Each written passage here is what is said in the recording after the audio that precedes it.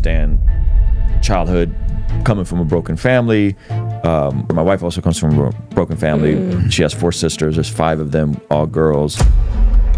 Mom and dad split up 6 months after coming to the United States. So I'm growing up without my dad. We had to go live with my mom for the first year. She's an alcoholic and smoking cigarettes in the house, just stinking up the house, right? We got out of there as quickly as we could. So in the book, I share the story where I think we're $45,000 in debt. This is just student loans, car notes, credit cards. That's the moment I'm like, whoa, I got $100,000 in debt. I literally started researching filing for bankruptcy because I was like, there's no way I'm paying back this $100,000. Like, this is impossible.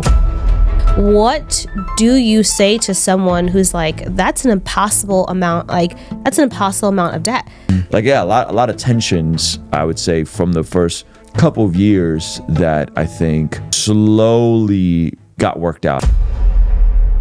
Where we came from, $100,000, just wondering how this is going to all work out, to seeing God just bless.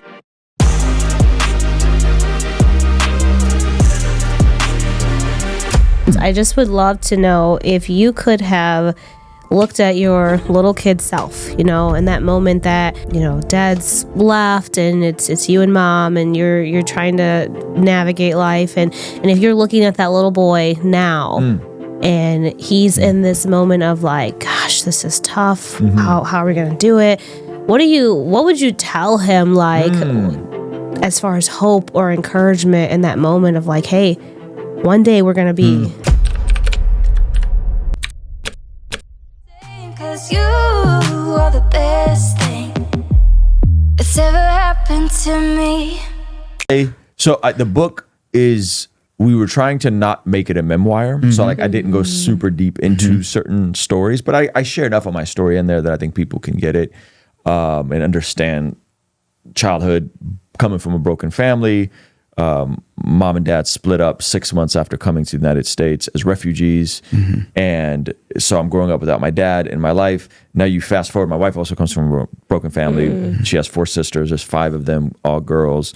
Dad, mom, coming out of the 80s, a lot of partying, crack epidemic. They split up because of jail. Like they all both end up going to different times of jail. And so she's also coming from a broken family. So I would say, like, foundationally, not having any sort of framework of this is what a healthy marriage looks like, let alone a godly marriage, but just like a functional unit where mom and dad are in the house together and can at least tolerate each other. There's nothing like that in my upbringing, because even when my mom and my dad were together, because of the pogroms back in Baku, my dad, it was already getting tense for Armenians in Baku. My dad would have to work in Moscow and just come and visit every now and then. And they were still married, but that's just what he had to do because of the ethnic tensions within Baku. So I've never had a framework for any of that. And then getting married, you're just adjusting to like living in the same space as someone and figuring out how to balance spending time with them, but at the same time still having your own things that you do. And a lot of tensions, I would say, from the first couple of years that I think slowly got worked out as we went further and further along in a marriage. And so now on the other side of all of that, foundationally getting married, we got married in 2008, right before the recession, the big housing recession. So in the midst of that, we had to go live with my mom for the first year, which was brutal, living with my mom, who was not a Christian at the time. She just became a Christian a couple years ago. Amazing. So she's an alcoholic and smoking cigarettes in the house, just stinking up the house, right? And we got out of there as quickly as we could. I think we stayed with her 11 months. We got married in July, moved out the following June. And that was good because then that gave us some of our own space. And yeah, there was a bumpy road the first year or two. And I think as we kind of got our footing, what really helped us, and this may be a curveball for some people, is we ended up getting on the Dave Ramsey plan, and we sipped the Kool-Aid hard. Everything was Dave Ramsey. Yeah. So we would listen to the same podcast every day. This is before he had an app. This is before he was on YouTube. We would listen to a show every day and then come home and discuss whatever the callers came. Can you believe this person called in and they were doing this? And you start listening to Dave Ramsey to the point where you start knowing the answers that he's going to give. That's amazing. Right? And but that kept us accountable to get on a budget because we were like 6 figures in debt from student loans and credit cards and car notes and just all the messes you could possibly make. We had those messes. But that gave us a degree of like solidarity to say like, no, we're not going to continue these patterns and this trauma. We're actually going to get on the same page. And that ended up being the catalyst. Like once we got out of debt, which was 18 months, they say most people who follow Ramsey get, 18 months you can be out of debt. We were like, we can do anything. Like, did you get to do a debt-free scream? We didn't. It was debt-free, go to Nashville, do a debt-free scream, or go to Paris and Rome. Okay. We went to Paris and Rome. There you go. That's a good choice. Yeah. So we got out of debt, got pregnant almost immediately after getting out of debt. So my wife is, 4 or 5, 6 months pregnant, something like that, while we're traveling, New York, Paris, Rome. We went all over, got to do a lot of traveling, and it was great. Yeah, it was great. And that then kind of gave us our footing. And then after that, saved 6 months of living expenses, transitioned from my job at the church, did music full time starting in 2015. And it was like the more little goals that we hit, the more little wins that we got, whether it was getting out of debt, saving 6 months of living expenses, like we just had bullseyes to shoot for. And every time we'd hit a different milestone, it brought us closer together, in a very we're very opposite, and we're also very chill and like even kill personality types. Like we don't argue, we don't yell at each other. My wife doesn't nag. She nags a little bit. Like a good wife. Yeah, like a good wife. But yeah, and so that like the framework for marriage has been, hey, let's be on the same page and unified, have a bullseye. And if we have a bullseye and we're shooting at the same thing, then kind of everything else works itself out. Yeah. I love that. I just wanted to show, I wish I could, this is his book, Godly Ambition, Unlocking the Full Potential of Your Time, Talent, and Treasure. And I wanted to go back into some of the things that you said for a moment, because I think when I was reading this, my mouth dropped open a few times, because your story is incredible. And I think for people who might, I'm like, oh, we should give this book to so and so and so and so. But if they're maybe not a reader yet and just are going to listen to you, I would love to know. I'm going to move backwards. When you talk in your book and you're talking about this moment where you realize you have way more debt than you initially thought, and there you get to your 6 figures, and it's like, holy moly. For some people, that's paralyzing, and you don't know how to move forward. And the beautiful thing is that you had a spouse who was like, okay, let's stick to Dave Ramsey, because Eric, when we got married, we took the Dave Ramsey. and I was not. Go ahead. Now, I would say we didn't have like the debt, but I was just like, I'm not having it. I'm like, I feel restrained. It was like caging a bird. Like she just wants to be free. Are you the free spirit? I'm the free nerd? But yeah, maybe. But I don't like to buy stuff for myself. I like to give it to other people, and I'm working through my reason of why I think I am that way. But I will say, what do you say to someone who's like, that's an impossible amount of debt? How do you, when I'm reading it, it's encouraging because of this business and getting hit with cancer. I'm like, okay, it's possible because you're telling me. And I think that's the beautiful thing about when you write stories, you're giving people this profound hope, right? So you're telling me that this is possible. What do you say to the couple that's like, I just don't know if we can do it? And also, like, I don't have a spouse who's like on board with figuring this out with me. So in the book, I share the story where we're $45,000 in debt. This is just student loans, car notes, credit cards. And in the process, I discovered that the condo I had co-signed for my mom in 2005, that the main mortgage went into foreclosure, but the second mortgage I was still on the hook for, which was $60,000. So that's the moment I'm like, whoa, I got $100,000 in debt. And I end up being like, I literally started researching filing for bankruptcy because I was like, there's no way I'm paying back this $100,000. Like, this is impossible. And I end up, by listening to Dave Ramsey, I discovered that debt that is older. So this is like 2011 at this point, we're doing the Ramsey plan. Debt that is, we discovered this right in the middle of it. Because how I discovered it was that I, like an idiot, didn't pay off the HOAs that were also in my name. So $1,200 in HOAs turned into $5,000. They levied my accounts. And so thankfully our rent was just paid. And on the second of the month, my wife calls me. She's like, hey, there's no money in the accounts and I can't use the card. And I'm like, oh my word. And I discovered what a levy was, and which is where they go in and they just zap all the money out of your account for these court fees for this lawsuit. That's like a horror story. It's awful. And all of this is because I was an idiot and they kept sending me these notices like, hey, you owe $1,200. Hey, we're taking you to court for $1,200. But my name was misspelled. My last name was misspelled. So I was like, well, that's not, my name is Ruslan KD. If that's Ruslan KD, that's not me. It's like an idiot. Not only they got your social security number, they got a judgment against you. So they just, so this like $1,200 thing turned into a $5,000 thing. I end up pulling my credit, and that's when I discover I have this additional $60,000 on my credit for this other loan. So one, there's a concept, and people can Google this. I don't want to butcher it too much, but this is not in the book, but it's called the beta region paradox.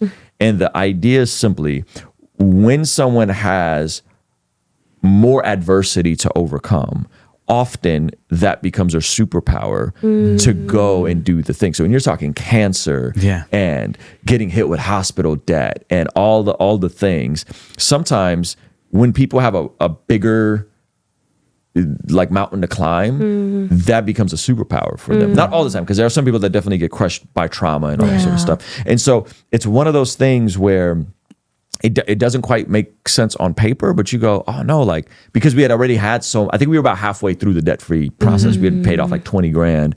So when you already have a bunch of wins, no, okay, we'll figure this out. 60. And so, yeah, we just put our head down. And then by listening to Dave Ramsey, I think I may have left this part out of the book. When I was listening to him, I discovered that older debt you can settle for pennies on the dollar. So he was like, hey, if this is from 2006, 2007, it's like 2011 at this point, 2012-ish.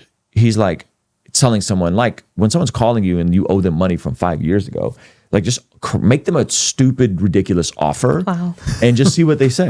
So instead of them calling me, I called them and was like, hey, I found this like $60,000 second mortgage, yada, yada, yada. And I was like, I got $1,000 for you right now. And they're like, oh, we'll get back to you. Okay, all right. They call me back and they're like, we'll take your $1,000 to settle the $60,000. Oh my word. Yeah. Nobody teaches you that, right? Like, you just probably changed lives right now. So they took it, and Dave Ramsey, get it in writing, So I got the whole thing, got it in writing, and sure enough, boom! Now we're back to where we started, $1,000. Now, funny, that $60,000 cost me $1,000, but I still have to pay the $5,000 for the 1,200 HOAs, right? And so that we just kept our head down, kept going, and it was a huge. A huge momentum builder, right? Because you go from like looking at bankruptcy to within 2 weeks being able to settle it for $1,000 and be done with it, and then get right back to where you were at. And so there's something to that, like, overcoming adversity thing that, again, like, you think about the person. So this is what people talk about, like wealth inequality and generational wealth and all sorts of. What they leave out is 80% of America's millionaires are first generation rich. They didn't inherit it. 60% of America's billionaires are first generation rich. They did not inherit it. Yeah. Okay. That means the majority of people that are attaining wealth and building something are not doing it because of mommy and daddy, that they're actually doing it on the merit of their own effort and hard work. That's right. Now, also, if you look at people who grow up wealthy, they find out that like by the third generation, it's squandered. Yep. Right. So Anderson Cooper, I think, is he a Vanderbilt? I might be getting this confused, but I think he's a Vanderbilt, which is a huge, like if you go to New York City, Vanderbilt, YMCA, everything's Everywhere, Vanderbilt. yes. And within 3 generations, by the time his mom, like he grew up like middle class, like even though he comes from this, because the money has been squandered. So that's the part that people leave out is like, yes, like wealth inequality is a thing. And yes, like it's harder. And yes, 1% own the majority of, like all that's true. However, all that's squandered within a couple generations. Why? Because people who have a cushy, comfortable life often don't understand how much it took for their parents or their grandparents to build something for them, and they can't manage it the same because they didn't have to work for it the same. Yeah. Wow. Does that, what you guys have gone through, impact how you are raising your children? How does that, because I think a lot of parents, we talk about how our parents were great with money and their careers, but I don't know if they freaked out when we said we were going to do this, because they were like, what this do is you not mean? a 9 to 5. There's no steady. There's no steady. income. There's no. You mean you don't get paid on twice a month? It's like, well, hopefully one day we get paid like every day. But you're right. Like right now, we don't know how the pay is going to be and what we're going to have to do to make it work. And just teaching our children, like, hey, these are some of the pitfalls. Like, we want you to learn this stuff, because we weren't necessarily taught about money. Our parents were just good with it, and so we're trying to teach our kids so that they don't walk into some of those same pitfalls I think we did when we opened this business. Does what you and your wife walk through, and even just all the knowledge of like, hey, they can make the wealth, but the third generation squanders it, does it impact how you shape your children? Absolutely. I am terrified that my son's going to grow up super soft. Like, I'm like, dude, like you need some adversity in your life, my guy. So there's a lot of conversations we're having right now about just excellence, about work ethic. Like, hey, if you're going to play basketball, like you're going to go to the extra clinics that they do for basketball on Wednesdays, and you're going to take this seriously, because you're not going to be the weakest kid on the team because you're just coasting, right? Or just don't play basketball. That's fine too. You don't have to play basketball. So there's a lot of those conversations right now. Functionally, this is when this just happened, he wanted the new Nintendo Switch. Yes. Now, I have the money to just go and buy him the new Nintendo Switch, but it wasn't a birthday. It wasn't Christmas. There was nothing special. So I was like, okay, like you're going to have to sell your Nintendo Switch OLED. You're going to have to sell all your games. And then you got to work. He's 11. And you're going to have to work to make up that difference. Well, what do I need to do? Well, you can work at the Bless God Summit. You can run the merch table, and you can do whatever else. Tyler and Courtney need you to do. Those are our event producers. And so you're going to work the summit, and you're going to do some yard work. You're going to, I'll get the weeds out for you, but you're going to have to load up all the weeds, and you're going to have to rake. And so this is like a couple weeks ago before we got the Switch, I go, okay, you ready to go get your Switch now? And he goes to me, no, Dad, like I'm not done with the yard yet. And I was like, what a good answer. That is a great what a good answer. So he had to go in there, like put a couple more things in the green bin. And then I went and got him this. Well, I took him first to the GameStop, and they kind of lowballed us, and I kind of let him lead, and then like we talked about like, no, this is wrong. We got to find this accessory piece that came with it.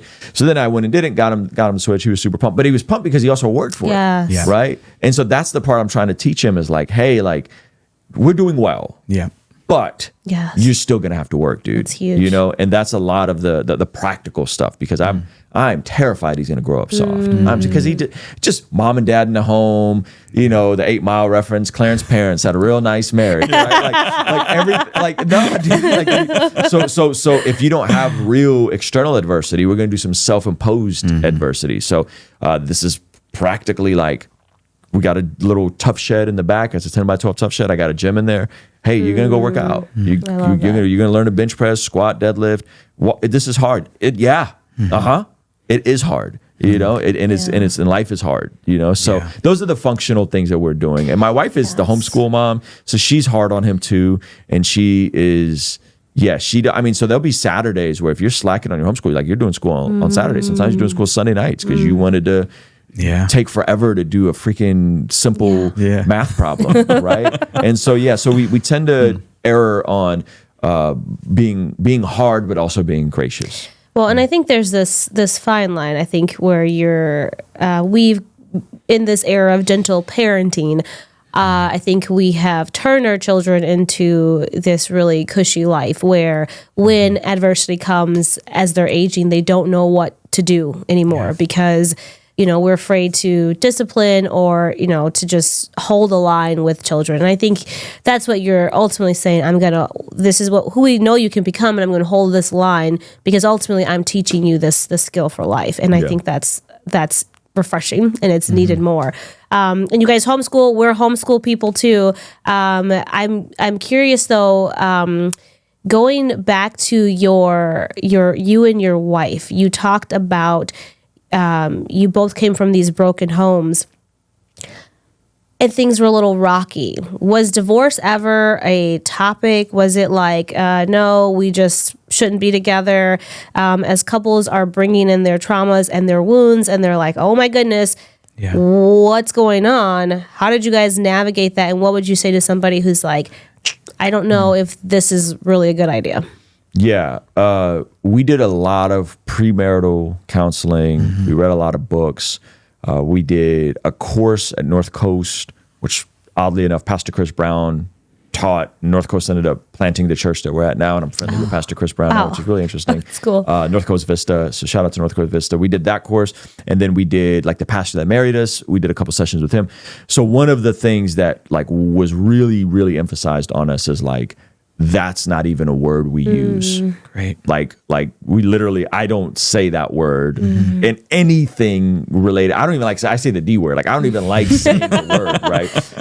Probably a little superstitious and silly. So yeah, I would say no, absolutely not. Because we knew we didn't want to repeat the same mistakes our parents did. And so no matter what, we were going to figure this thing out by any means necessary. And so no, that was never a thing. And I would really encourage other people to just not even, like that shouldn't even be in your realm of possibilities. Like if you're getting married thinking, oh, I could potentially have an out, like that's terrible mind frame to go into it. If you're in a marriage that's hard, I would say get counseling, get help, get treatment, work through your own junk. And unless there's like egregious infidelity or sin that's like unrepentant, this dude or this gal is like, that's what it is. Like, I'm gonna go live my best life, right? Yeah. Or abandonment, or abuse, physical abuse. I would say, that can't even be a possibility. And I think when you approach it like that, like this is going to work.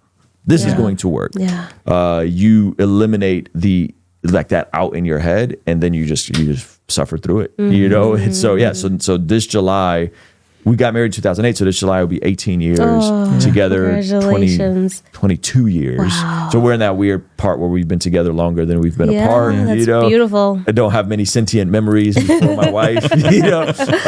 So we started dating. I was 19, she was 17. And I'm 41. She's about to be 40 this year. That's amazing. Yeah. She's getting a big 40th bash, right? We'll see. She doesn't like parties. Like parties. One time I threw a surprise birthday party for her, and she was not happy. I organized all of her friends. And she walks into a restaurant and everyone's there, surprise. And she was not. Okay, so maybe not. Oh man. Well, real quick though, you guys have 7 in your home. Yeah. What are the ages? So we have a 22-year-old, we have a 12-year-old, a 10-year-old, a 9-year-old, a 6-year-old, a 5-year-old, and a 3-year-old. And 4 of those are biologically yours. Yes. Okay, so the 12 and the 10, my kids are around the same age, right? 12, 10, that kind of stuff. Yes. So how are you? Are they boy, girls, or? All boys. Boys. We have and one girl who's 5, and then the 20-year-old is a girl too. But the 20-year-old, she lives in her basement, Got it. Yeah. So how do you guys navigate with boys at this age, that 10 to 12 age, right before they're about to hit puberty? And, I just had the conversation with with Isaiah the other day, because he's getting to the point where he'll get angry, and it's like his anger can come out at his siblings.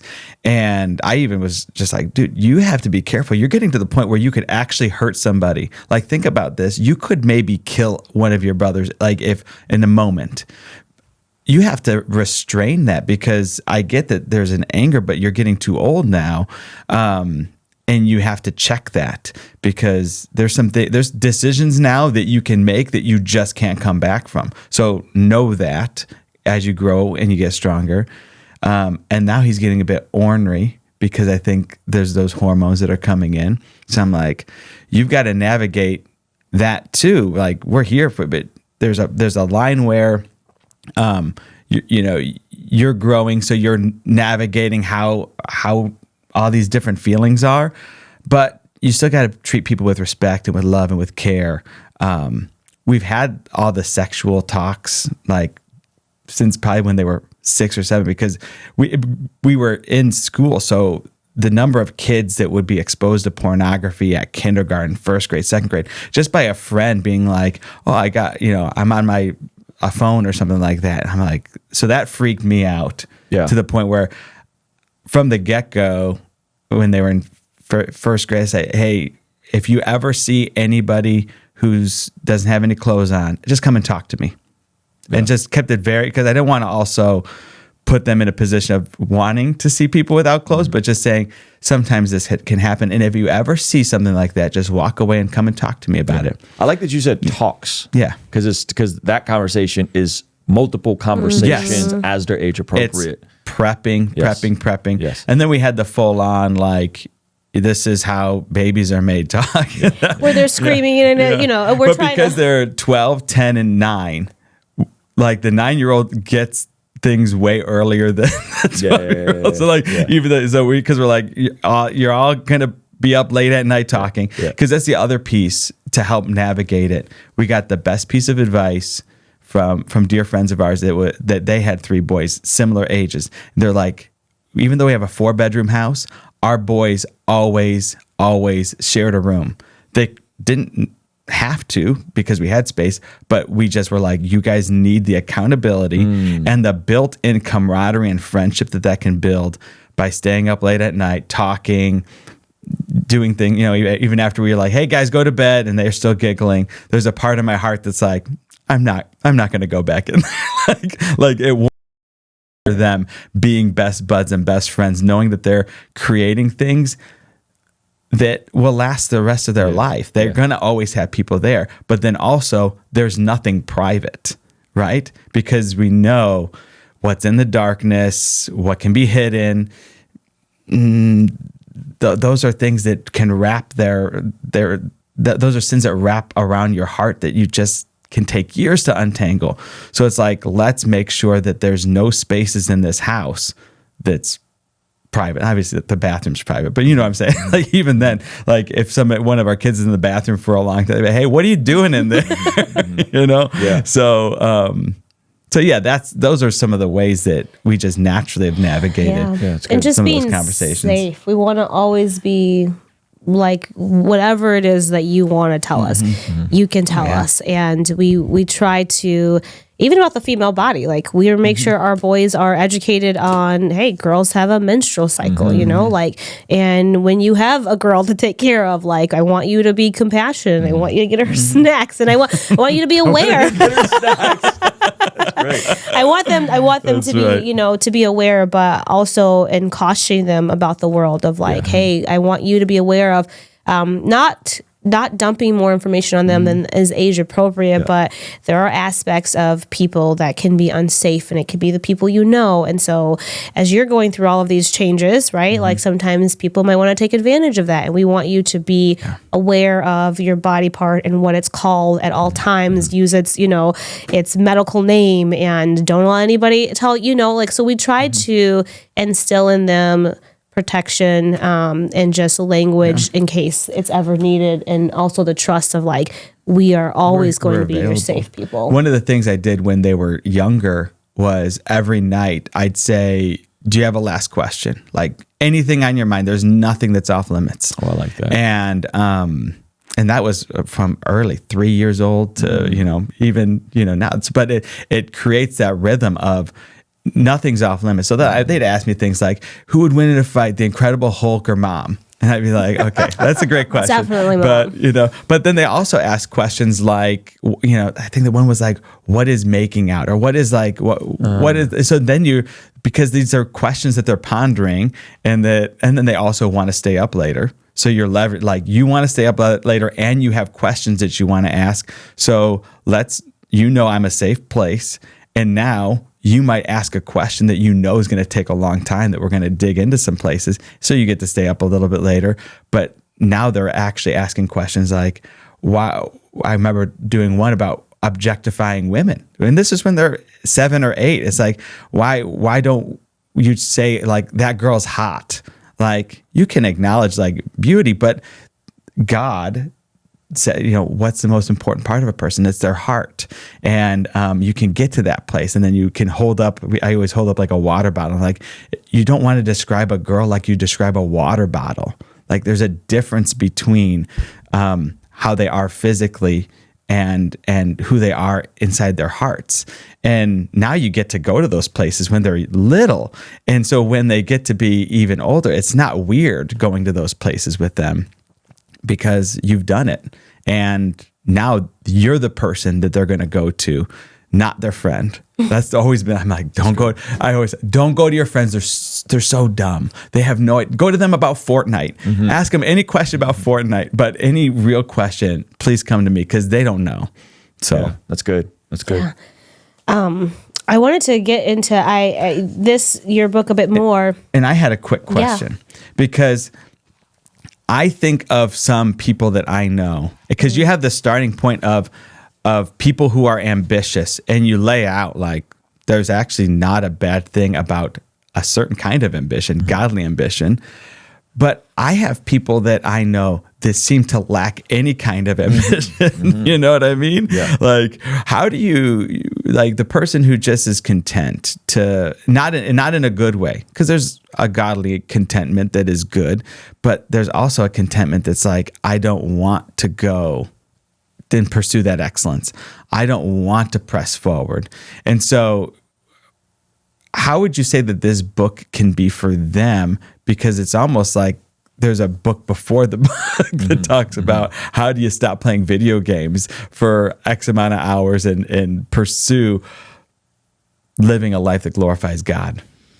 So contentment is an interesting thing because I think contentment could actually be the launch pad to the next season that you want to be in. Like when we were in debt, when we were struggling, when we were trying to figure it out, we were content. Like we were like, Lord, this is it. Like if we live out of an apartment our entire life and like we'll praise God, like we're fine with that. So the contentment and the decreasing your overhead and living a restrained, simple life became the launch pad to all the things that came after that. Now, the flip side of contentment is that contentment can often present itself as contentment, but it can lead to resentment. And this is what I mean. The person that's like, yeah, dude, I'm just like, I'm content. Like I'm content. I'm going to live this way. But then they start getting older and they start discovering that like, oh, I want to have a family. Oh, if I want to have a family, what am I going to do with my kids? We good? Yeah, we're good. With regards to homeschooling them or regards to a baby. Now, my wife had a baby. Now, like, do I scurry my wife back to work in 12 weeks so she can get back to, being an employee for someone else? Or do I create a life where she can stay home? Or are we entrepreneurial? So you can say you're content. Like I had a buddy tell me, he's like, I'm cool with just living in a trailer park for the gospel. I'll just live in a trailer park. And like, you think that at 21, doing something at 30 years old, when you have a wife and a family and kids, like you're not going to want to live in a trailer park. Right. And so what happens is I think sometimes the contentment life then hits you and you go, oh dude, I should have planned to live a life that can allow my wife the opportunity to stay home with the kids while they're little. Should have really been thinking about that in my early 20s, now that I'm in my late 20s and I have a family. Or, I should have been thinking about like one day I'm going to want to own a home. So I got to clean up my finances, get my finances in order, save up for a down payment, all these things. Why? Oh, because I actually really want that. And then if you don't plan for these things, you don't consider these things, what happens is in the name of contentment at 30 or 35, you become resentful to the people that are actually doing the thing. So now you're mad at the people who did save up to buy a home or did position their life in a way where their wife can stay home and homeschool and raise the kids when they're little. And now you're resentful of that. Now you're blaming the system. Now you're blaming capitalism. Now you're blaming the fill in the blank, the Jews, the immigrants, the blacks, right? Like, and you become resentful towards these things. And that's not, you're not really content. Like, you're just lazy and slothful, and you're saying it's contentment, right? And so I think that's kind of what you're talking about. So my advice is often, hey, there's a future version of you, 10 years, 15 years in the future, that's depending on the current version of you to make better decisions. And so you might need to turn off the video games and get off of social media and go learn something, do something, try something, be in a position where you're challenged, because that's actually going to set you up for the type of person the 35-year-old version of you, the 40-year-old version needs you to be. Or adjust your expectations. Way down. I'm comfortable with living in an apartment for my entire life. I'm comfortable with potentially having to work 2 jobs or 3 jobs, and my wife maybe having to still work a part-time job while we have little kids. I'm comfortable, like way lower expected. I'm okay with never owning a home. I'm okay with not saving for retirement. Like, you just got to adjust your expectations. And the issue is, in America, everybody wants everything at the same time, and you can't have everything at the same time. And so you're going to have to adjust your expectations. And there are people, pray to the glory of God, man. They're missionaries. They're called to live that life. They're called to fundraise. They don't expect to ever buy a home. They're okay with that. Like, praise God. Like, if you're called to that, by all means. But most people aren't called to that, but they pretend as if they are called to something similar. And then they get older and they become resentful and they become angry and they become strained on their marriage. And so I would always just point to the future. Like, hey, man, there's another version of you that's like, needs you to make sure that you're making good decisions and you're not wasting your time on social media, video games. I think I talk about this in a book. Average American consumes 7 hours of media a day. You do the math on it, it's almost 50 hours a week. Hey, how about we just cut that in half? How about we just take that and go, whoosh, let's cut that in half. You got 25 hours a week outside of work and sleep. An extra 25 hours a week that you can actually do all the things that you're going to want in your 30s. You could do those right now. What am I talking about? Hey, how about meal prepping your food and learning how to cook so that you're not eating junk and processed food? How about learning how to train and taking care of your body and moving and getting steps? How about developing useful skills? How about reading your Bible? How about being in a local church? I think you could do all of that with 25 hours a week. Right. You know, and when you break it down like that, people go, oh, yeah, like, you're right. I am kind of doom scrolling away my life at a time where I don't have a lot of responsibilities and I could plan for that next season. It's like that Jordan Peterson, he would be like, make a schedule, right? And that's like, because the time gets lost. Is even back to Dave Ramsey, make a budget, right? Because anything that's not planned for just slowly leaves, right? Do you get a lot of objection from, and specifically thinking of young men, do you get a lot of objection when you may give wisdom like that to people of like, but you don't understand my circumstances, you don't understand what I've been through? And when you hear that objection, your response is? One, success in any area takes longer than you think it takes. I remember in 7th grade, I joined the weightlifting club at my school. I was a scrawny kid, not a good kid, getting in trouble. Bigger kids were threatening to beat me up because I was the kid known for breaking into houses. And I was like, oh, this is going to end badly. I need to learn how to defend myself and get stronger. So I joined the weightlifting club. And I remember I asked my weightlifting coach, I said, so how long until I start seeing results? Like I said, how many days until I start seeing results? And he was like, days. He was like, ask about weeks and months and years. And so we overestimate how long. I think young people don't have a long enough of a time horizon. When you're in your 30s or 40s, you understand that like a decade is long, but it's not that long. And so things take decades, or things take years. Young people tend to plan for weeks. Oh, I did the thing. And it's like, you did it for a week, bro. Like, you went to the gym for a week. Like, you tried to learn a new skill for a week. I tried to learn piano. It's like, that's like a daily commitment for a year to become proficient at that, right? And so I just tell them, hey, like, the time horizon is longer than you think it is. You're measuring time wrong because you don't have a good grasp of time, right? The older you get, the faster time goes by because you've lived longer. So you know that, like, oh man, like, I feel like it was just a decade ago that I was back in Chicago doing my first show at Moody Bible Institute. And it's like, It was 15 years ago, right? But it feels recent to me because time, you have more context. So one, I would say that people's time is just distorted. I'd also say that the beautiful part about the other side of that is there's a book that came out, and I mentioned it in my book, about, I think it's called The First 20, where everyone's like 10,000 hours to be an expert. Okay, that's to be an expert. You could pick up almost any useful skill within 20 hours of deliberate focus. 20 hours, you want to learn to play the guitar, 20 hours of focus. You want to learn to play an instrument, you want to learn basic level skills, you could pick stuff up in about 20 hours. Okay, let's make a schedule. Let's break that down. Right. Hey, you're here, but you're lacking this skill to get to this next level. Let's figure out what this skill looks like, right? 20 hours of deliberate focus can set you up to then scale and maybe become an expert in something, but at least you got the baseline of it. So I often will point them back to that. But generally, if their entire diet online is just all doom and gloom, that is, you're then trying to deprogram someone, like from a cult-like view of things. And that requires a way longer effort and a way longer, like, I'm just going to be in this process with you. And some people, they don't just receive information. They kind of have to go and experimentally learn these things. And the sucky part about that is sometimes that can be at the expense of harder things down the road. Yeah, and that's good. I can't, like, I use that with my kids because we're a big soccer family, and one of my boys was trying to learn how to juggle. He kept saying, "I can't juggle the ball," and it was like, well, actually, you're just 5 hours away from being good at juggling. So don't frame it as I can't. Even just putting the time to it. Like, if you just spent 5 hours working on something, then you're going to be able to do it, and helping them see. Get out of even the framework of I can't. It's like, actually, you can. You probably do anything you want. You just got to put some time into it. Going back to the godly ambition, especially within marriage. So one of the things that struck me, and it actually made me laugh. I think I put a comment on it because it was like, you got grilled for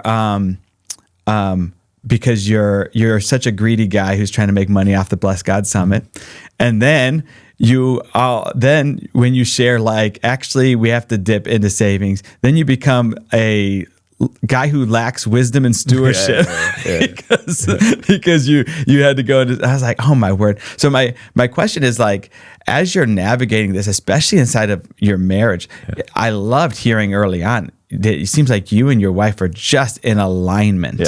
How do you incorporate, especially if you have ambitions to, godly ambitions, of course. And if your wife isn't either there, or how did you get to the targets together to say, yes, we're committed to aiming at this?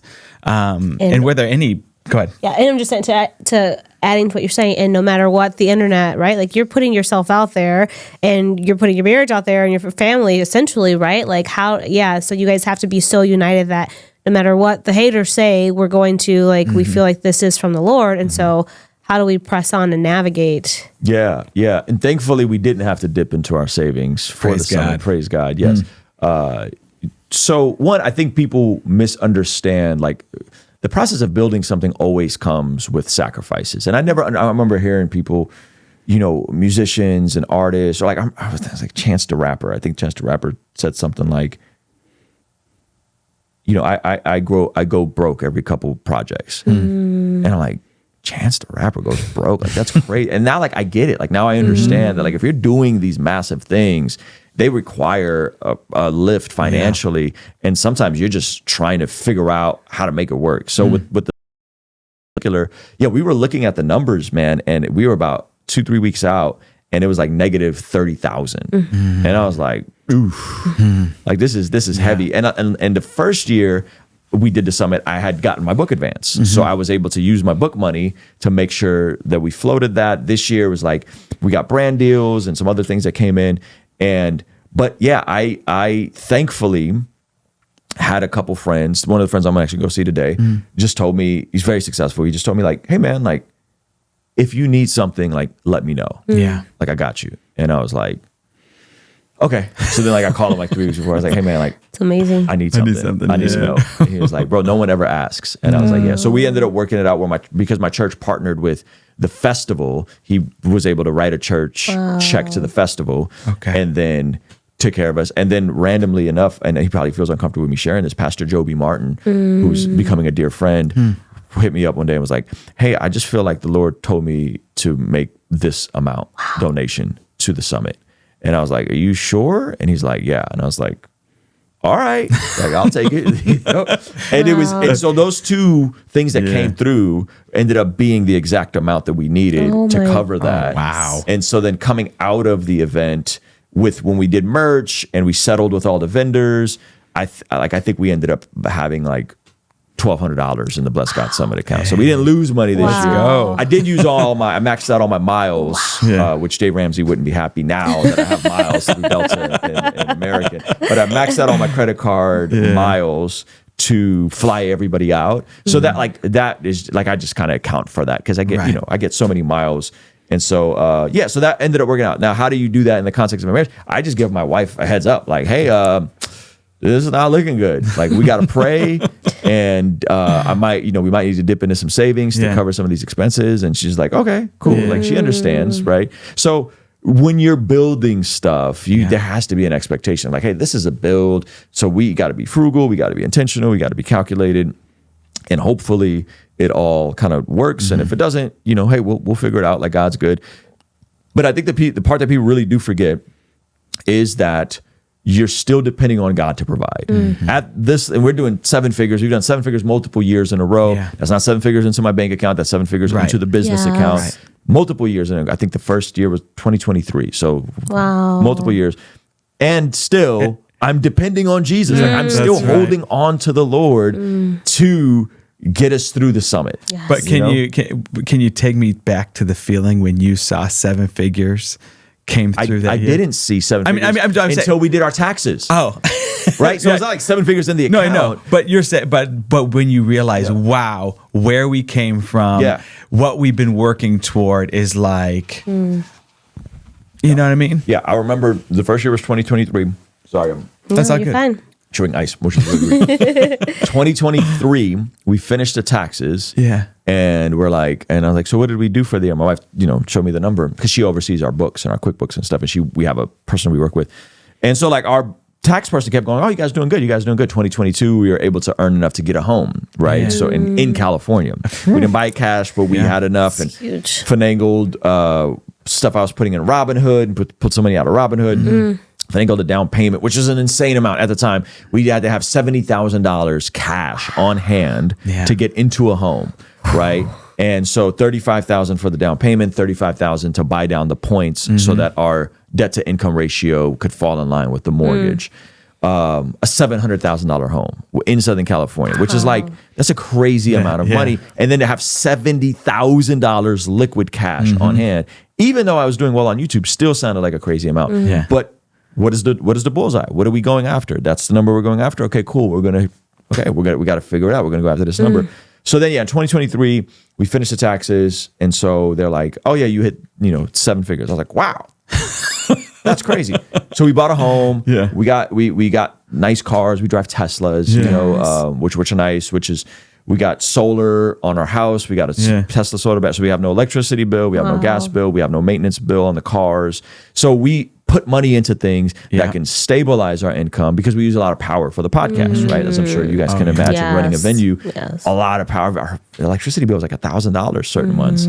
So we were like, okay, cool. Now we don't have that. We don't have to worry about cars and maintenance and oil because that was like every couple of years you go in. There's another, and I told my wife, like, if we spend any more money on your Mazda, like I'm just buying you a Tesla. And So when we hit that milestone, it was cool, but it wasn't like, we also got a lot of family we take care of. So, hey, this family, we need to help them with some renovations. This family, right, like family members. So we're also taking care of that. So it wasn't like I looked at my bank account. It was like, whoa. I know. It was more like, wow, that's cool. Yeah. All right, well, let's see if we can scale it. What does it take? And that's still the work that comes into it.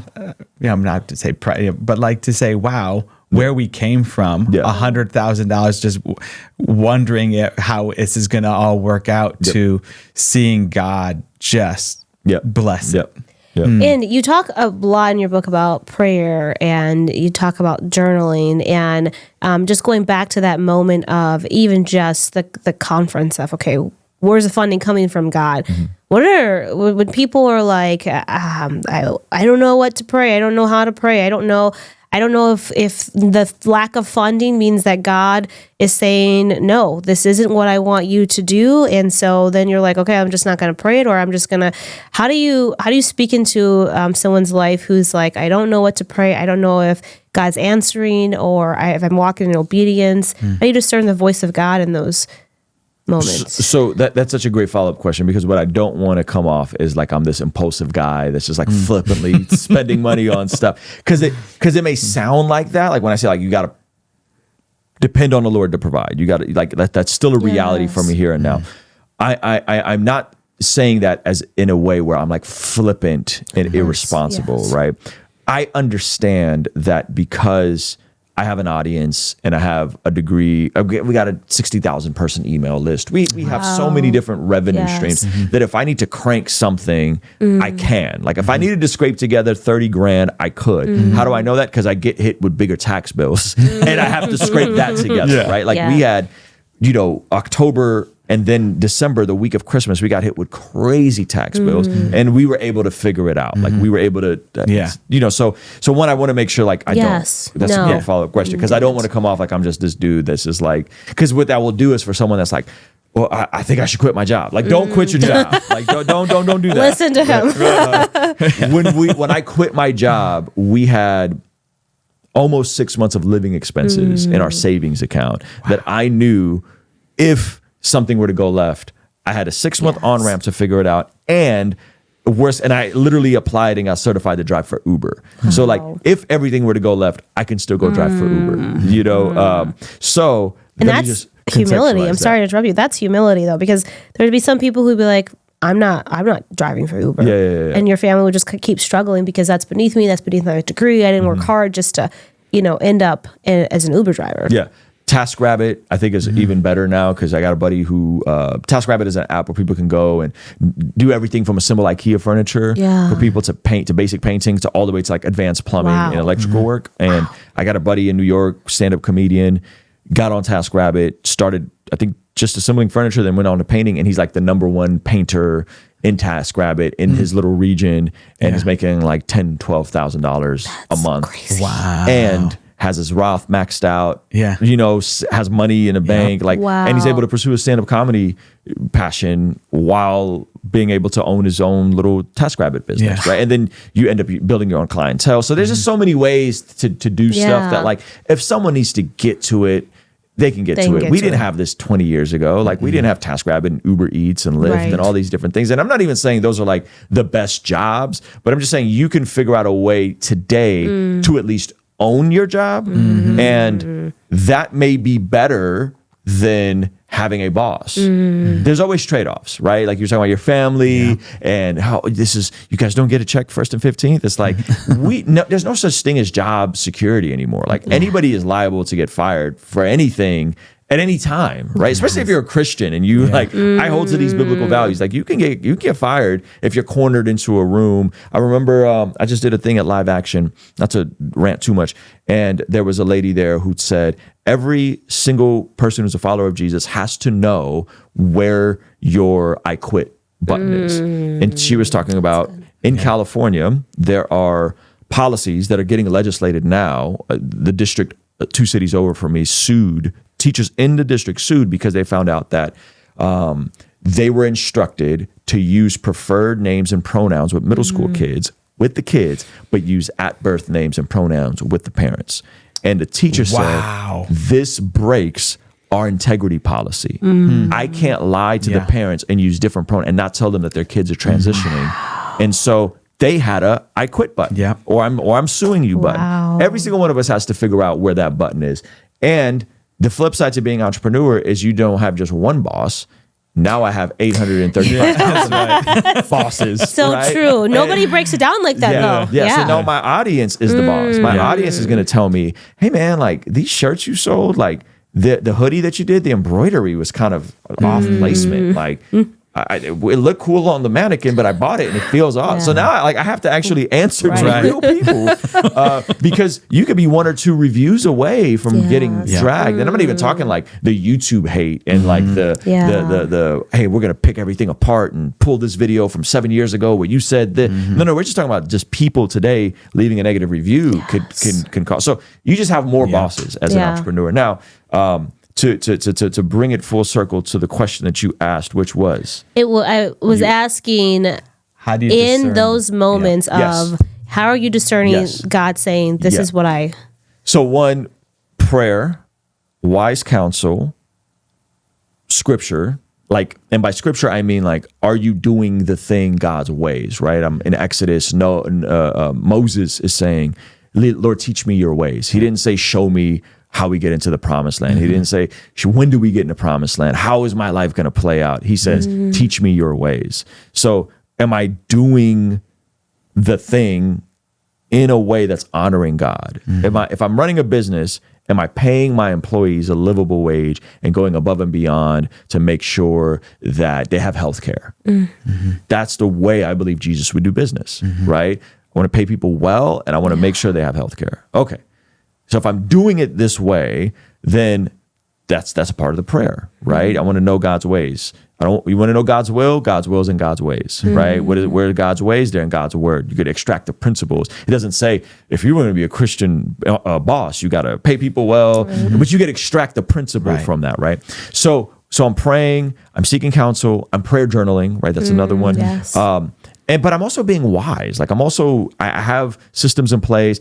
I have a Robinhood account where I have 10 grand tucked into that. I think I had to, I pulled out $2,000 the other day because I had some expenses coming up. So I have little money that I stash away that makes it harder for me to spend because it's in a separate account, or I got to wait 3 days to get it, or I got to sell some stocks to get access to it. Not stocks, EFTs. They call it EFTs, little mutual funds.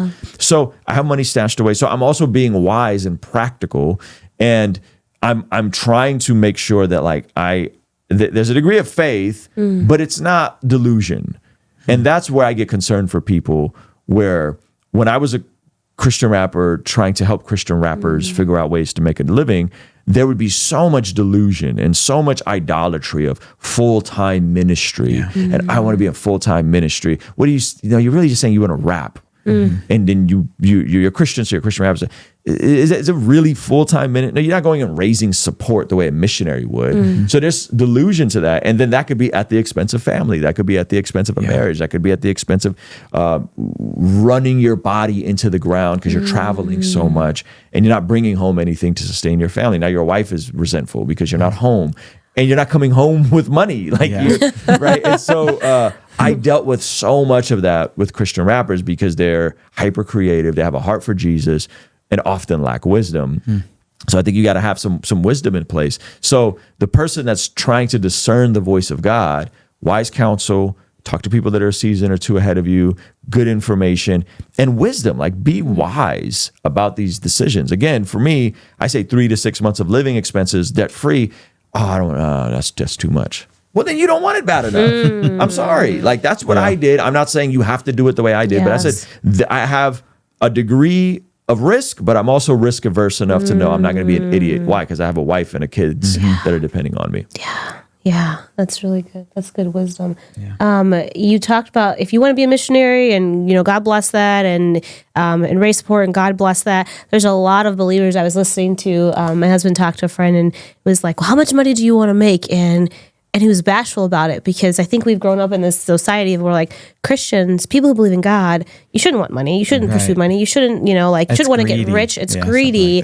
When someone's listening to any kind of a professing believer, my business, even if I didn't see it net, my business, made over 6 figures, that's some people will be red flag, question the integrity and question the faith of that believer.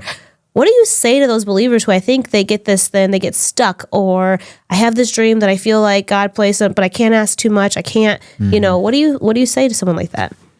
Well, one, I think you should pursue the effectiveness of what you're trying to do and not the result of said effectiveness. So like pursue being excellent and efficient and great at doing the thing, not just what the thing can give you. And that's for everyone, like running a business, starting a nonprofit, charity, ministry, like do the thing so well and make that your target. Then you could figure out ways on how to structure that. But if you're doing good work, generally speaking, and it's solving a real problem people have, generally speaking, there will be people that want to give you money to do said thing. Generally speaking, even missionaries. Now, you reverse engineer that and go, well, okay, so I have to raise support. I got to get monthly support. I need to tell the stories of where their money is going. That means I got to figure out content. I got to figure out newsletters. I got to figure out sharing the testimonies of how I'm impacting people. So I had a buddy of mine, that's still a dear friend of mine. He's helping me right now at Facebook ads. He was a navigator. He was going to go to the NFL, but he decided to pivot and go into full-time ministry working with the Navigators, which is like a collegiate ministry on campus. And so he became the poster child for Navigators because he was raising like 80, 90 grand a year fresh out of high school, fresh out of college about 15 years ago. And he was crushing it, right? And why? Because he knew, hey, I got to extend my network. I got to meet with people, and it becomes a numbers game. Okay, so if I want to hit this number to cover my health insurance, to cover all my administrative fees, I got to meet with this many people, and I got to cast the vision, and I got to show them where their money is going. I got to tell them about the stories. I got to keep them updated. And so he figured out how to raise immense support. And as someone that has money now to spend, we sponsor multiple people, multiple charities. I got a dear friend of mine that's in the FCA. Like we love doing stuff like that. So you really just need a couple people like me to say, yeah, I believe in what you're doing. What do you need? Okay, well, here, we're on for $300 a month. Okay. So you spread that out, you get 10 people like that. Boom, that's 36 grand a year. Right. And so even the missionary can figure it out. It's just the cognitive dissonance of feeling bad for wanting to provide for your family. And I think therein lies the tension. Like you shouldn't feel bad for wanting to provide for your family. 1 Timothy 5, he who does not provide for his family, specifically his immediate family, is worse than a non-believer and is denied the faith. That chapter is in the context of caring for widows in the church. And Paul is saying, hey, those widows that have nobody to care for them, that's who the church should care for. But widows that got families, like y'all got to take care of your own. Like stop expecting the church to do everything, right? And then he tells the younger widows who are burning with passion, just go get remarried. Like, what, you gonna be a busybody, just get remarried. And so there's again, like, and that's people like love this socialistic view of church, but like.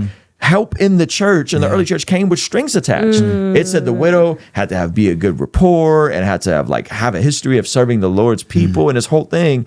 But a big onus is like within the family unit, you have to be able to provide for your own. So if that's a mandate we have as followers of Jesus, and I don't mean like shipping grandma off to the retirement home, like that's not caring for your family. Like if we actually have an onus to care for our families, that means I, one, need to have enough to care for my immediate unit. 2, need to have something left over to care for my extended family. And 3, preferably have something to give to my local community and the single mom that might be going through it, the widow, the orphan that might be going through it. All of that requires extra. All of that requires abundance, meaning my cup is first full. People, and I think what happens is this. When we don't have healthy biblical conversations about finances, people go to one or two extremes. Poverty gospel, prosperity gospel. And so the prosperity gospel flourishes because we don't have healthy grown-up conversations about finances and what are the biblical frameworks of the Proverbs and what are the biblical frameworks of the New Testament. You're pulling verses out of context about the rich young ruler. You're pulling passages out of context that that's not talking about these things. Now, I will say, if you're very wealthy and money is an idol for you, one of the best ways to deal with it is give a bunch of it away. And there's so many missionaries out here and so many ministries and you don't know what to do with the money. Get a hold of me. I'm not even talking about me. I'll get you connected with great ministries that can tell you what to do with. That's the other extreme of the person that's doing really well, that like they feel conflicted. It's like, oh, there's so many places you can give your money away so it doesn't become an idol and a hindrance for you. And it can help people. My dad was saved through the Navigators. So even when you said that, I was like, yeah, my whole lineage was turned upside down because and I think they're the same, unless there's multiple navigators. No, he was in the army, yeah. and so he was saved in Korea because he was serving in Korea, and a navigator's missionary saved him, and then changed my dad's whole life. Wow. And then his family's life, because multiple people were saved because of my dad now. And then obviously me and my brother, and he met my mom because my mom was a Christian. So like, you just don't know how the seeds of that finance are going to go and bless people enormously. Yeah, that's good. The whole family trajectory is changed. Whole family trajectory. That's so my good. kids know the Lord because a navigator went and shared the gospel with my dad. Yeah, like that's amazing. Incredible. Yeah. Another big part of your book is you talk about this idea of collaboration. You just mentioned it a little bit in what you were saying. You were talking about using your platform. If there's someone who reaches out to you and if you can help you, and I believe in what you do, like I'm going to be here for you. This lie of like, I can go it myself. We've been learning a lot about, what do they call them? Kingdom investors, like somebody who like God brings into your life to lift you in a way that you wouldn't be able to, otherwise. I think what I'm curious, when you're on this platform and you're trying to discern who is someone that I drops in my DMs and I'm like, okay, that's a collaboration that I need to, or hey, yeah, I feel like God using me to open this door for you. You talk about this idea of like celebrating their wins. Like one of the most impactful ways to signal you care about someone, that you're not just in this friendship for yourself, is to applaud their work, which honestly, you should be doing that in marriage, right? Like that's like, but then we do that so freely sometimes outside of our marriage. But I love that too. Like you're not just in this, right? Like your platform doesn't just exist for yourself. First for God, and then you are here. I love how you're ordering the structure. God first, and then my family. Even when you're talking about the finances, and then I'm here, for the kingdom. And when you talk about this idea of collaboration for anybody with a platform, the heart of what you're saying, essentially, if you could break down the heart of what you're saying with all of this, like how should we all be using our platforms and these ministries that we essentially have to impact? Yeah. Well, collaboration, I think, beats and submits the unhealthy spirit of competition. So there's a degree of competition that I think people want, and it's good. Like, hey, I'm understanding this person's operating at a degree of excellence. How can I operate at the same degree of excellence? But it's not like a toxic competition, right? And within the kingdom, I think collaboration is how we anchor ourselves to not like compete. And so all of my friends who I collaborate with, I genuinely don't see them as competition. One, because I think there's enough people out there on YouTube that, we need way more creators, in my opinion. Two, despite how some people think about content, the goal for any Christian creator, or at least myself, but I would say for any Christian creator, is like, we're not trying to build a cult of personality. Like, I'm not the source. And like, this is one of the things I do actually really appreciate about Dave Ramsey, is like, he now has other personalities that he's platforming on his own network. But I've always discovered good speakers from him. Like I discovered Michael Hyatt. I oddly enough discovered Gary Vaynerchuk from Dave Ramsey. It's like one of Gary's only podcasts where he wasn't cussing. I'm just saying, wow, right? So I'm trying to think. John Acuff, who became a great friend, discovered him from Dave Ramsey, right? So he's always been really good at platforming other people, and then you're moving the needle for other folks, right? So I think, like, for me, I'm always looking for how can I celebrate someone and leverage my platform to bring attention to someone else. So like in the middle of this conversation, I asked you guys that question. In my head, I'm going, oh, this would be good to clip on my channel, right? Yeah. So that we can clip a section of this conversation on my channel, do a collab post with you guys, send everybody to the full podcast, right? And now we're getting attention over to you guys, and it becomes a win-win, right? It genuinely becomes a win-win. So even when you were talking about, you said, I'm kind of breaking the fourth wall here, which is good. But you were like, you're 12, like you can hurt one of your, you can cause, I'm like, oh, that's going in the intro. Like that's a perfect intro, because you like open with this like super intense. And so I'm always thinking of ways like that, of like, how can we collaborate? How can we platform? How can we celebrate? In terms of this isn't really a question, but to go a little deeper, like in terms of networking, right? One of the things that you can do if like you don't have value to offer someone, right, per se, but you're trying to figure out a way to build a bridge with someone. One, like, are you doing stuff? Like, is there motion? Like going on your guys' Instagram, I'm like, oh, they got some stuff going. Like, dope. Like, I have people that vet people for me, right? So like, oh, they're the real deal. Like, That's it's not like a guy in like his basement that's like, no, they're like, they got some motion. Okay, great. Is it quality? Yes, it's quality. It's presentable. Okay, cool. So then I'm thinking of, if I got those two things on lock, how do I then build relationships with people that maybe they followed me on Instagram, but I got nothing to offer. Like Dr. Andrew Huberman followed me on Instagram. What am I going to say to Andrew Huberman, right? And or like Gwen Stefani follows me. What am I going to say to Gwen Stefani? Like I got nothing, right? That is really cool. Yeah, but sometimes what I'm looking for is like, what sort of compliment can I pay to them of something that only I would notice that other people didn't notice. And so I will, and I think I talk about this in the book, where I get very particular with something very specific, and I pay them a compliment, not even wanting anything in return, but to genuinely just encourage them in a way that only someone with attention to detail. So like, if I'm talking to like Forrest Frank or Jake, right? And these are top artists, I'm listening to stuff that like, oh, this punchline was actually really dope. Forrest Frank had a punchline about Jay Dilla. And that's a deep cut. He's sung all day long at our house. That's like a deep cut. And that song specifically is, you know, wow, I'm gonna put like.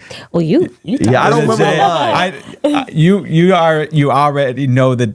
Oh my word! I got my J Dilla. The whole like, crowd goes crazy. That's like if you don't, most people don't know who Jay Dilla is in Christian music. Most like, so I'm. Like, oh, I had to Google it. Yeah. So like that was a compliment that I paid him. You know, Ryan Trahan just did a video on his second channel sharing his testimony. 40 minutes of just sharing. He doesn't really share his testimony on his main channel often, but people know he's a Christian.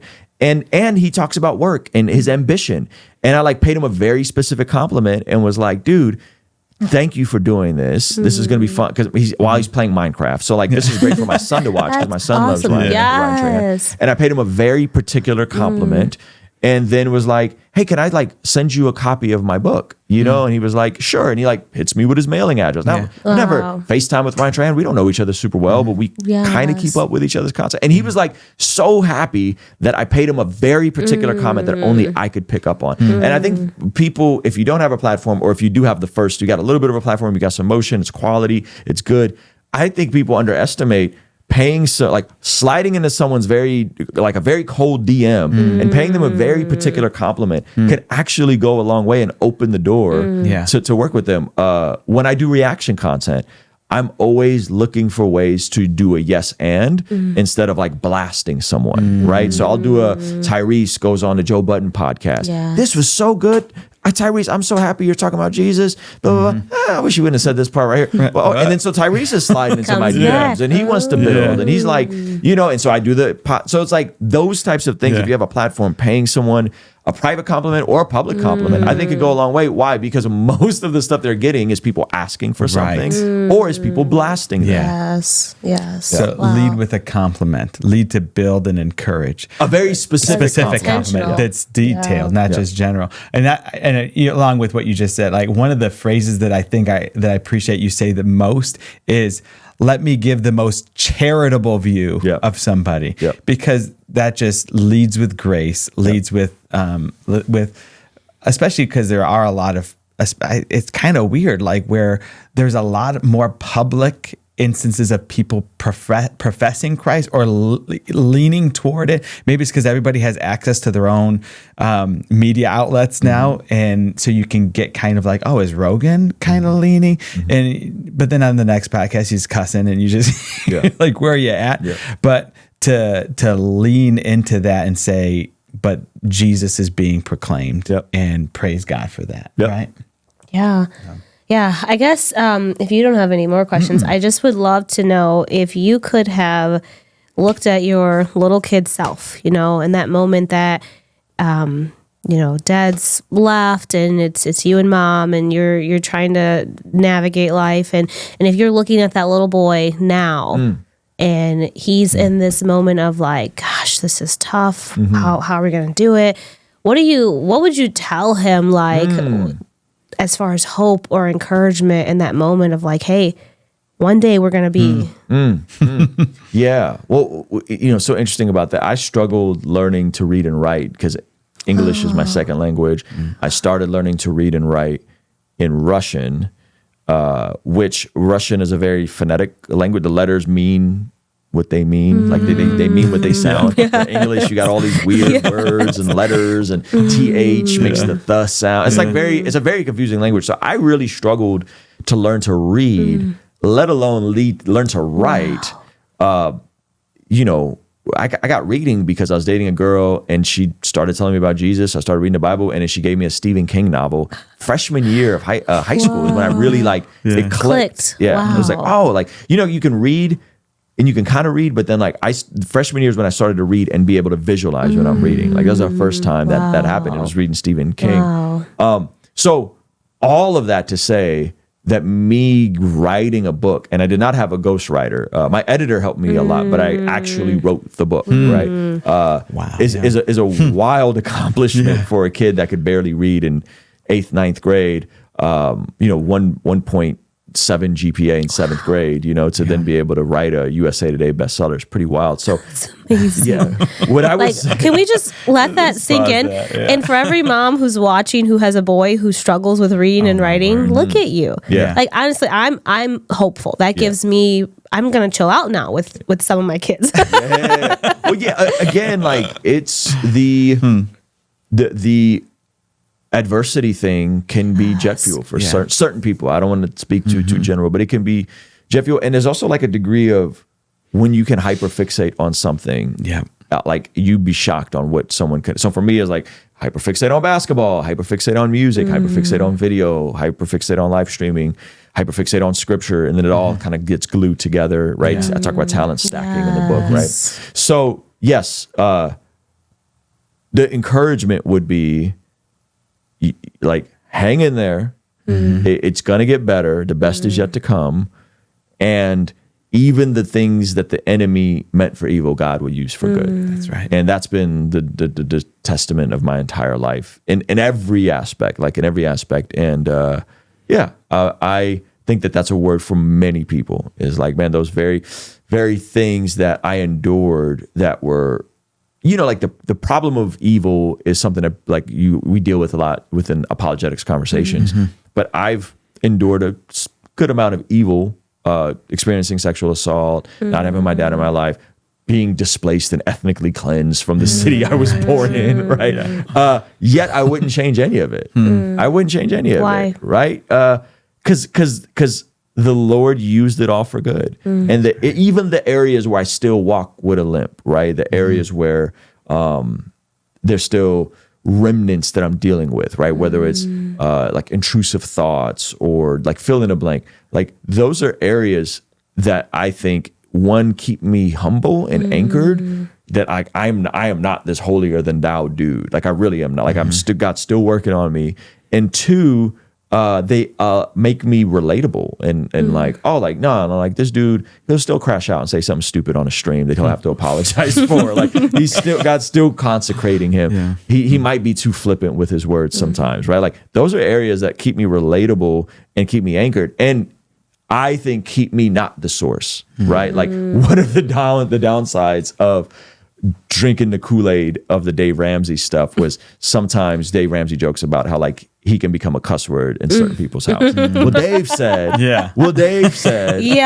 And I don't ever want to be Ruslan said in anybody's household. I am here to hopefully help you learn to think through everything that's going on in the world, hopefully give you some encouragement and some hope, but don't ever drop Ruslan said on your spouse. Please don't. I am not the source, right? I'm just a guy that God's breathed on what I'm doing, and I'm still learning and building in real time. Wow, you have an incredible story. Yeah. And this is, go read it. Eric read it it was I did the audio book He read it via the audio, but just really, really blessed by it. I've been blessed by it. We were watching some of your videos last night too, with our niece who lives with us, and I mean we were using the Ruslan cuss word. So it's like, are you hearing this? we got to the part where you talk about I kissed dating goodbye with your. I'm like, oh my goodness, they were on the same plan that I was, so we were listening to you. God has brought you through so much, and I'm so thankful that you're here and you're allowing God to use you in the lives of literally millions, and that's pretty incredible. And today, like, you've given so many nuggets of gold on everything from finances to marriage to, I like how you said, it's gonna be a heck of a thumbnail. Yeah. And I loved how you said, areas I still have a limp. Yeah. I don't know where you got that language from, but I think that's redeeming language, that you're not beating yourself up and casting shame on yourself, but saying like, I have but God. And I hear that throughout this, and I hear that throughout your presence as you sit here, and it's been a blessing today. Absolutely. Amen. Thank you so much for giving your time. Yeah, you guys ask great questions. This is stuff. I don't talk about family stuff often, so this is like the perfect type of podcast to have that conversation. And our hope it was to have you and your wife. So, so at some point, we'll keep around two. I know. Well, I remember I maybe we get around two. And we were like, we had this like Patreon goal. That's one of the biggest things people search is like Ruslan KD wife. And like if you look at like Google things, and so we were like, hey baby, like if we get to 5,000 paid Patreon, would you come on and do a Patreon, like paid one? And she was like, let me think about it. And then she started thinking of funny stories she can tell, and there was like, nah, I'm good. I was like, not even pay for Patreon. I'm good. I'm good. No, she my wife is awesome. Hopefully you guys get to meet her someday. Yeah, Maybe you guys could come out to the next summit. I'd love to comp you guys some tickets. I know with the kids it's a lot. But if you guys can, she's very funny. She's one of those things that like if I was really trying to go viral, I would like do some family vlogs with her. But we've made the decision to keep her private because it's already like, not to like act like I'm some celebrity, but like I get recognized. It's a lot. Probably daily. Like if I'm out and about, I'm getting recognized. Yes. I'll get recognized with my family. If I'm anywhere near a Christian environment, it's like a lot. They know you. And so my wife is like, you know, she doesn't want to be shopping at Sprouts and it's like, you're the girl. Yeah, you're the girl. You know, like, and so so we've kept the family private for the most part. There's a couple of vlogs like the kids will pop up in and stuff like that. They're so cute. So someday maybe I think we could write a hilarious book together. But yeah, she's really funny, and she really is like a good anchor. Like she keeps me anchored. She is the right balance of like encouraging while at the same time making sure that like this is all cool, but like you forgot to take out the trash. What are you doing? You know what I mean? So, I love that, and you're famous and yet still human, and you're good with that, and that's really beautiful. That's awesome. Thank you. Well, thank you so much for being here. Thank you so much. This was great. Yeah, you guys are awesome.